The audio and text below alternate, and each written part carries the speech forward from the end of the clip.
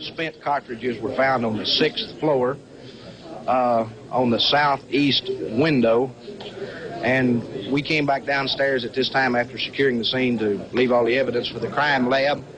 When we got back downstairs and were talking to one of the officers on the street about what we had found upstairs, we received notice by a citizen who was using a police radio that an officer had been shot in the Oak Cliff section of the city. That was Mr. Tippett. That was Tippett. At this time, Sergeant Owens and I were instructed by the inspector in charge at the scene to report to Oak Cliff and begin the investigation out there. On our arrival, we obtained a description of a suspect, and we began tracing his steps through the aid of civilian witnesses.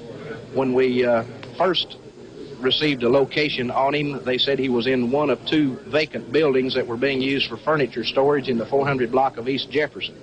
We reported to this location and called for some assistance to secure the buildings, and at that time we went into the buildings, checked them out to determine that the suspect wasn't there. While we were still at this location, we received word that he was in the library at Marsalis and Jefferson. We reported to that scene, and then we found out this was also a bogus call. But then the 3rd call, which proved to be the charm, came out that the suspect had entered the Texas Theater some 5 blocks away.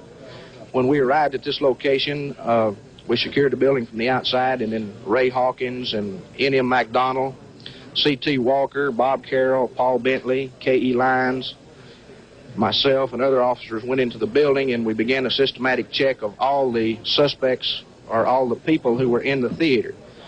As Officer McDonald approached a suspect sitting on the 3rd row from the back of the theater, the suspect jumped up, yelled, "This is it," and took a swing at the officer. Officer McDonald started to grapple with the man as he reached for a gun which was concealed under his shirt, and the gun was fired 1 time by the suspect, but luckily it misfired. The pin hit the shell, but it did not fire. McDonald yelled for help, and the other officers in the theater and I managed to subdue the man, disarm him, and handcuff him. At that time, we brought him out of the building, put him in a squad car, and brought him straight to homicide and robbery and turned him over to Captain Fritz. Who were those officers, Jerry? Officer Hawkins, McDonald, C.T. Walker, Bob Carroll, K.E. Lyons, Paul Bentley, and myself were the ones that were actually in, along with Bob Barrett from the FBI, who was in on the arrest with us also.